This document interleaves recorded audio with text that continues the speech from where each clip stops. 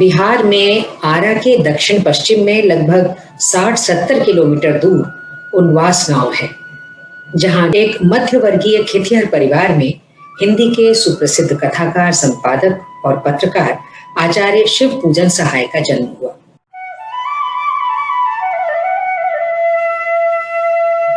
उनके पिता मुंशी बागेश्वरी दयाल आरा के जमींदार बख्शी हरिप्रसाद सिंह के यहाँ पटवारी थे। आपकी प्रारंभिक शिक्षा आरा में हुई। विद्यार्थी जीवन से ही शिवजी की लेखन में गहरी रुचि थी और बिहार की प्रमुख पत्र पत्रिकाओं में उनके लेख छपने लगे थे। 1913 में मैट्रिक परीक्षा उत्तीर्ण करने के उपरांत उन्होंने आरा के टाउन स्कूल में अध्यापन कार्य प्रारंभ कर दिया। फिर 1920 में महात्मा गांधी के असहयोग आंदोलन के आह्वान पर उन्होंने इस स्कूल से त्यागपत्र दे दिया। 1921 में उन्होंने आरा से प्रकाशित होने वाले मारवाड़ी सुधार नामक मासिक पत्र में संपादन का काम किया, जिसके सिलसिले में उन्हें कलकत्ता जाना पड़ा, जहां से उनके पत्रकार जीवन की शुरुआत हुई। 1923 में वे कलकत्ता के मतवाला के संपादक मंडल में शामिल हो गए। यह एक साहित्यिक राजनीतिक साप्ताहिक पत्र था, जिसके संपादक महादेव प्रसाद सेठ थे। इस मतवाला मंडल के अन्य सदस्यों में मुंशी नवजादिक लाल श्रीवास्तव, पांडे बेचैन शर्मा उग्र और सूर्यकांत त्रिपाठी थे। शिवपूजन सहाय के संपादन काल में मतवाला हिंदी का सबसे प्रखर व्यंग साप्ताहिक माना जाने लगा। कलकत्ता प्रवास में उन्होंने मतवाला के अतिरिक्त आदर्श, मौजी, उपन्यास तरंग, समन्वय आदि कई पत्रों के संपादन में योगदान दिया।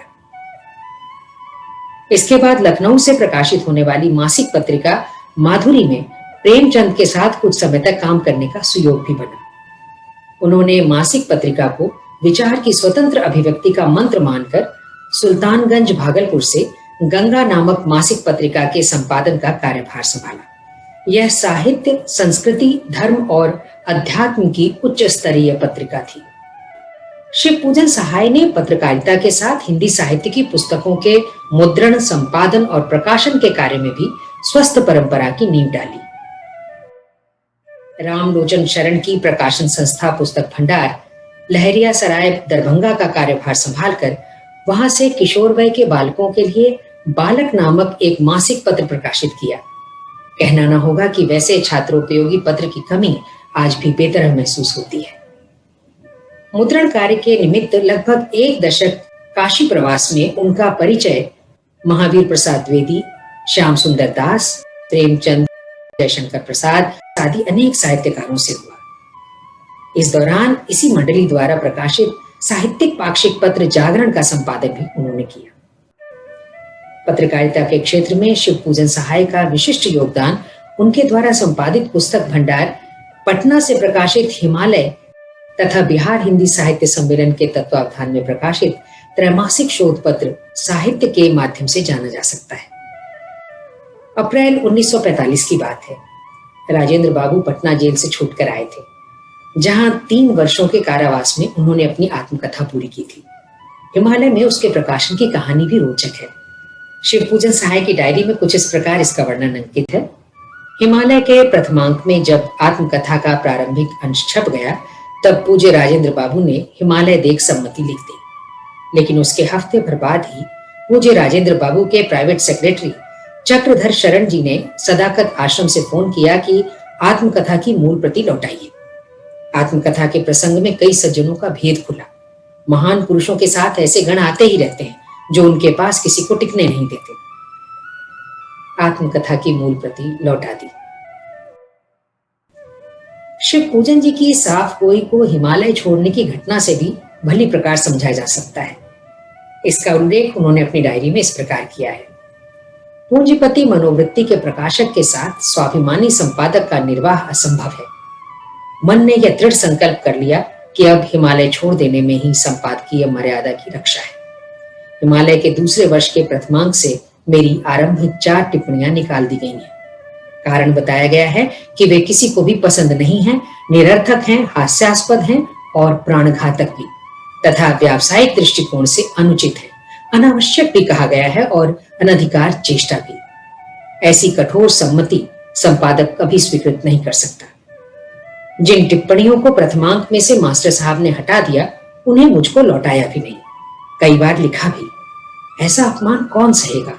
अतः त्याग पत्र लिखकर भेज दिया कि फरवरी से दूसरे संपादक का प्रबंध कर लीजिए, और जब तक प्रबंध न होगा तब तक दूसरे अंक के लेख संपादित कर भेजता जाऊंगा, किंतु अब संपादक नहीं रहूंगा। आज मन हल्का हुआ, मन का बोझ उतरा हुआ जान पड़ा। संपादक की स्वायत्तता से संबद्ध यह घटना निस्संदेह ऐतिहासिक महत्व की है। शिव पूजन सहाय की कुछ कृतियां उनके जीवन काल में और कुछ उनके निधनोपरांत उनके सुपुत्र डॉक्टर मंगल मूर्ति के संपादन में प्रकाशित हुई हैं।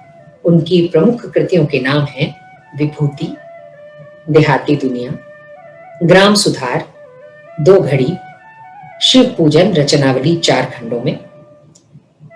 निधनोपरांत प्रकाशित कृतियों में वे दिन वे लोग, बिंब प्रतिबिंब, मेरा जीवन, स्मृति शेष, हिंदी भाषा और साहित्य, शिव पूजन साहित्य समग्र 10 खंडों में। हिंदी भाषा और साहित्य में शिव पूजन सहाय का योगदान किसी एक विशेष क्षेत्र या विधा तक सीमित नहीं था। उपन्यास, कहानी, निबंध, जीवनी, संस्मरण, बाल साहित्य तथा व्यंग्य विनोद आदि विविध विधाओं पर लेखनी चलाकर उन्होंने हिंदी साहित्य का संवर्धन किया।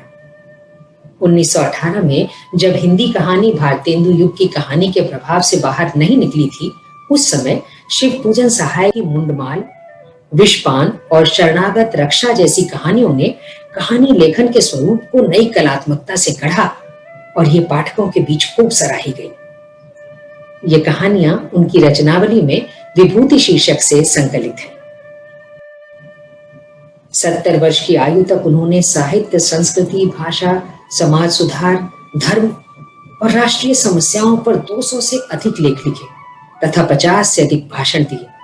ये लेख उनकी रचनावली के 3 खंड में संकलित है। जीवनियां और संस्मरण लिखने में शिव पूजन बाबू सिद्धहस्त थे। इनके लिखे संस्मरण पाठकों के बीच बेहद लोकप्रिय हुए। जीवनियां भी कथात्मक और रोचक शैली में है। इनके अलावा 335 संपादकीय टिप्पणियां हैं जो रचनावली के 4थे खंड में संकलित है। अपने एक ही उपन्यास देहाती दुनिया से उन्होंने उपन्यास लेखन में अपना स्वतंत्र स्थान बना लिया। गांव के प्रति शिव जी का गहरा जुड़ाव था। गांव की बदहाली को लेकर उनके मन में भारी पीड़ा थी। अपनी डायरी में एक जगह वे लिखते हैं, एक गली में जाते समय देखा कि जमीन में रीढ़ निकल आई है। दोनों ओर ओलती से पानी टपकता है तो बीच में रीढ़ उठाती है। मनुष्य भी जब दोनों ओर से संकट और चिंता के झकोरे में पड़ता है तो पीठ की हड्डी निकल ही आती है। गांव की निरीह गली पर पड़ती मार और उसकी व्यथा को इस तरह मानवीय स्वरूप में पहले किसी ने शायद ही अभिव्यक्त किया होगा। शिवजी ने ग्रामोत्थान का जो स्वप्न देखा और उनका जो नक्शा उनके साहित्य से खींचता है, वह अव्यवहारिक तो नहीं था, मगर उनके जीवन काल में वे सपने साकार नहीं हो सके। वे अक्सर कहा करते थे कि अपने गांव में एक साहित्य विद्यालय खोलूंगा, उसमें उद्योग धंधे की शिक्षा भी दी जाएगी और चरखा करघा भी रखूंगा। संस्कृत भाषा की पढ़ाई की जाएगी, तुलसी का रामचरितमानस भी पढ़ाया जाएगा और इतिहास भूगोल भी। अपने जीवन के अंतिम दिन वे इसी विद्यालय में बिताना चाहते थे। साहित्य के अतिरिक्त समाज सेवा और शिक्षा के क्षेत्र में आचार्य शिव पूजन सहाय ने जो कार्य किए, वे भावी पीढ़ियों के लिए प्रकाश स्तंभ का काम करेंगे। बिहार राष्ट्र भाषा परिषद की स्थापना, बिहार का साहित्यिक इतिहास प्रस्तुत कराने की महत्वपूर्ण योजना, बिहार के प्रमुख व्यक्तियों के अभिनंदन ग्रंथ तैयार करवाना, बिहार की महिलाएं आदि ऐसे ग्रंथ हैं जिनका महत्व उत्तरोत्तर बढ़ता ही जाएगा। भारत सरकार ने इनके नाम पर डाक टिकट भी जारी किया। शिव पूजन सहाय की साहित्य सेवा के लिए भारत सरकार ने उन्हें 1960 में पद्म भूषण से अलंकृत किया, तो भागलपुर विश्वविद्यालय ने डिलीट की मानद उपाधि से सम्मानित किया। पटना नगर निगम ने उन्हें नागरिक सम्मान, राष्ट्रभाषा परिषद ने वयोवृद्ध साहित्यिक सम्मान प्रदान किया। पद्म भूषण सम्मान पाने की कहानी भी बेहद मार्मिक है। गणतंत्र दिवस के अवसर पर दिल्ली जाकर यह सम्मान ग्रहण करना था। दिल्ली जाने और वहां ठहरने का खर्च बाद में सरकार द्वारा दे दिया जाता, मगर आचार्य शिवपूजन सहाय की आर्थिक स्थिति ऐसी नहीं थी कि वे अपनी तात्कालिक व्यवस्था भी कर पाते, अतः वे दिल्ली नहीं जा सके। बाद में उनका सम्मान पटना कमिश्नर के हाथों उन तक पहुंचाया गया। 2 वर्ष बाद ही 1962 में चीन के साथ युद्ध के दौरान तत्कालीन राष्ट्रपति डॉक्टर राजेंद्र प्रसाद ने सोना दान करने की मुहिम चलाई थी। घर घर से सोना दान कर लोग देशभक्ति का परिचय दे रहे थे। ऐसे में शिवजी कैसे पीछे रह जाते? इस अवसर पर देने के लिए उनके पास कुछ और तो था नहीं, उन्होंने अपना पद्म भूषण पदक ही दान कर दिया। शिव पूजन सहाय ने अपने माता पिता श्रीमती राजकुमारी देवी और श्री वागेश्वरी दयाल की स्मृति में 1921 में अपने गांव में एक पुस्तकालय की स्थापना की।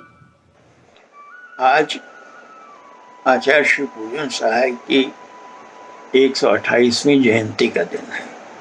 1921 में मारवाड़ी सुधार का संपादन प्रारंभ किया था जब, तो उन्होंने उसी वर्ष रामनवमी के दिन अपने माता पिता की स्मृति में श्री वागेश्वरी पुस्तकालय और श्रीमती राजकुमारी देवी वाचनालय की स्थापना अपने गांव में की थी। वागेश्वरी पुस्तकालय की स्थापना का भी ये जन्मशती वर्ष है, इसलिए उसका विशेष महत्व है। उसमें बहुत सारी साहित्यिक महत्व की सामग्री जो थी, अब वो वहाँ नष्ट होने लगी थी, तो हम लोगों ने उसको फिर से स्थानांतरित करके कुछ तो गांधी संग्रहालय पटना में सुरक्षित है और कुछ अब नेहरू संग्रहालय दिल्ली में भी सुरक्षित है। तो शिवपूजन सहाय के जीवन का एक बहुत महत्वपूर्ण पक्ष था उनकी साहित्यिक सामग्री की संग्राहकता। तो आज के दिन हम उसी साहित्यिक संग्राहकता की का अभिनंदन करते हुए शिवपूजन सहाय की साहित्य सेवा का अभिनंदन करते हैं। इस संग्रह में लगभग 4000 दुर्लभ पुस्तकें हैं जो छात्रों शोधार्थियों के लिए सुलभ और सुरक्षित है। इतना बृहद और बहुमूल्य संग्रह बिहार में शायद ही कोई दूसरा हो। मंगलमूर्ति जी बताते हैं कि 1993 यानी उनकी जन्मशती वर्ष में पटना में शिव पूजन सहाय स्मारक न्यास की स्थापना की गई। न्यास में अभी 2 योजनाओं पर काम चल रहा है। पहला, श्री सहाय के जन्मग्राम उनवास में भव्य स्मारक का निर्माण और पटना में उनके पारिवारिक निवास विभूति में शिव पूजन सहाय शोध संस्थान की स्थापना। हाल ही में बिहार के मुख्यमंत्री नीतीश कुमार ने शिव पूजन सहाय के गांव में उनके नाम पर निर्मित अति आधुनिक खेल सुविधाओं से सुसज्जित पार्क में उनकी प्रतिमा का अनावरण किया। 21 जनवरी 1963 को साहित्य जगत का यह नक्षत्र पटना में अस्त हो गया और अपने पीछे लेखकीय अस्मिता और संपादकीय स्वायत्तता की अमिट छाप छोड़ गया। हिंदी साहित्य उनके इस विशिष्ट अवदान के लिए सदा उनका ऋणी रहेगा।